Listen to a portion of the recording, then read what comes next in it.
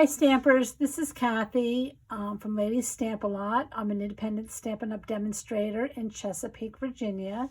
And today I want to show you how to make this fun fold card. It has a center piece that pops up. It's not hard at all to do. I made this card using the In the Moment stamp set from Stampin' Up! This is in the January to June 2022 catalog. And if you continue watching, I will show you how I did her pants and her shirt and the pillow using paper piecing. Those are actually Designer Series papers that I used to color that in. And then I have a few other cards to show you using this stamp set. So let's get started showing you how to make the card. You're going to start with half a sheet of cardstock, 5.5 by 8.5, and I like to use the thick basic white. I'm going to put this in the paper trimmer and slide this over to the 1-inch mark here. And then I'm going to use my cutting blade, and I'm going to use the little marker here on the edge and line that up at the 1-inch mark. And I'm going to cut using this ruler from 1 inch up until 5 1/4 inch. Okay, so I just made a cut there. And then I'm going to turn the paper so that the cut mark's over here now, and I'm going to slide it over to 1. And this just allows me to keep my paper on my paper trimmer and gives more stability. So I'm going to close that arm back up. My blade is still at 5 1/4 over here, and I'm going to cut back down to 1 inch. All right, so I have a piece of paper now with these 2 cuts on it. Now the piece that is on this side where they're 1 inch from the end, I'm going to line that up again at 1 inch, and this time we're going to do some scoring.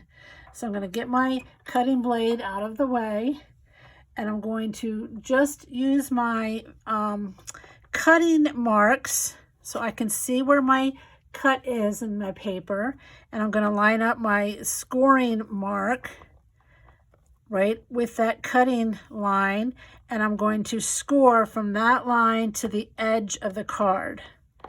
And I'm just going to do it a couple times because my scorer scores very lightly. You have to adjust for yours. And then I'm going to go up to the top and do the same thing. So my guide is lined up with the cut, and I'm going to cut from the, or score from the cut line to the outside of the card. Okay, so I'm going to lift that up, and now I'm going to turn it and put it back in. So I had it at 1 and scored, which you could just do it this way, but like I said, I did it that way for stability. Now I'm coming over here for 2 inches. So I'm lined up for 2 inches here, and my cut marks are here, and I'm going to do the same thing. I'm going to line it up with my cut mark and score to the outer edge. So I just want the score marks on the outer inch of that piece. I'm lining up my marker with the cut, scoring to the outside. All right, so that was 1 inch, 2 inch. Now we're going to go to 4 1/4, which is like halfway center of the card, but this time we're going to go between the cut lines. So this is lined up with, lined up with the cut line, and I'm going to score to the other cut line. All right, and then I'm going to go back. Again, my score doesn't score very hard, so I had to push hard and do it a couple times. So that one was scored between the cut marks, and then we're going to go up to 5 1/4. And this time we're going to go from the cut marks out again to the outside of the card. All right, I hope that makes sense, and I hope that's easy. This was, to me, the easiest way to do it.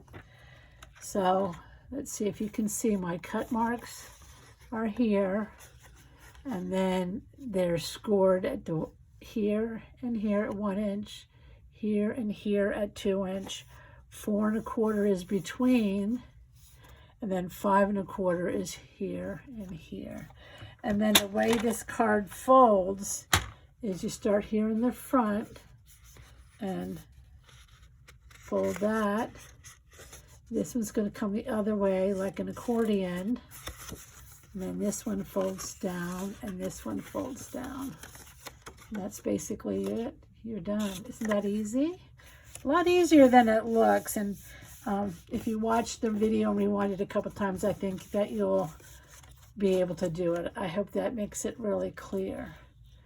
Okay, now I'm going to show you the pieces that I need, or you would need to finish this card off. So if you want to make one, you can. And then I'm going to talk about the paper piercing. So I did start with that 5 1/2 by 8 1/2. And of course it was scored and cut the way I just showed you.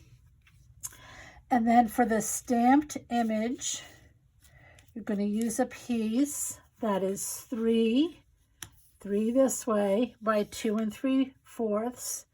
And then the mat that's going to go behind that is 3 1/4 by 3. And then we need some pieces of Designer Series paper.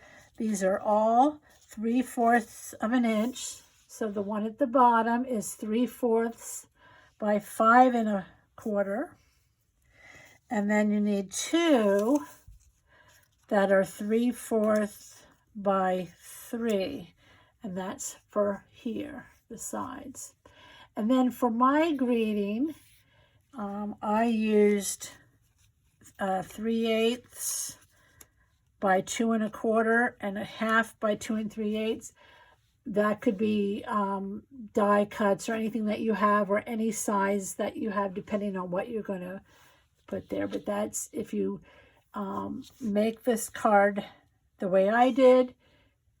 These are all the measurements, and I'll leave it here for a second so that if you'd like to take a screenshot, you can.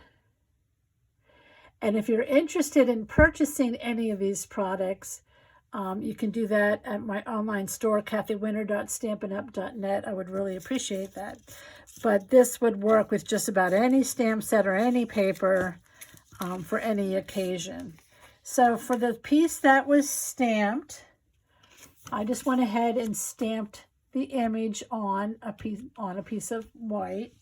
And then I took my stamp, the same stamp, and because I knew I wanted her pants to be purple, I just stamped enough to get her pants onto there.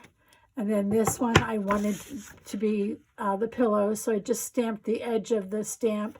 This is for me to save paper from stamping the whole image. I just have the pillows on there. I did the same thing for her shirt, which was a little tricky to do in the black, but I did it. And then here is what happened. So I took the pants and just cut them out. If you use Stampin' Up's trimmer snips, really easy to get around the little outline of that.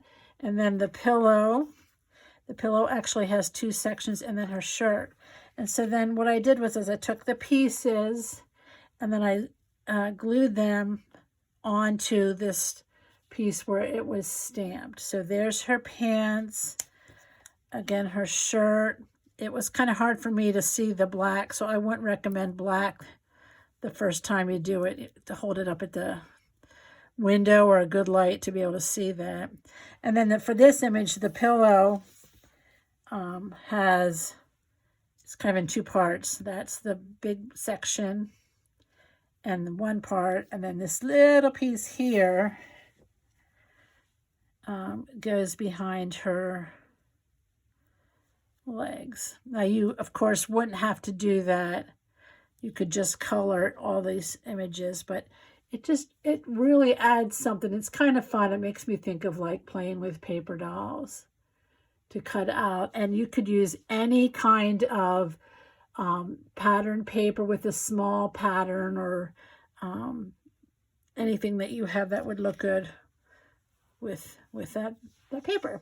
Okay, so I think that was fun. Let me show you another one I did. It's the same idea, just different paper. And then I did color the window panes and the window seat and her skin and hair with blends. And what's nice is Stampin' Up! Is coming out with new skin tone blends. So look for those in February, and they will carry over into the new annual catalog. So you can get lots of different skin tones with the new blends. And then here's one using the same stamp set where I did the paper piecing on the blanket. So that I just cut the blanket out from the pattern paper, and the rest is just colored. Of course, this is pattern paper. It's supposed to look like her wallpaper.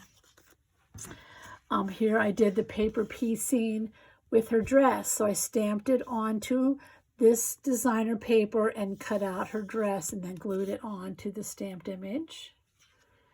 Isn't that cool? I just love it. This stamp set is really good for that technique.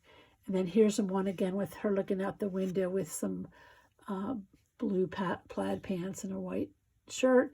And then I just colored the pillow there. So there you go. Start looking for some designer series paper that would work, or for other stamp sets that this paper piecing technique would work on.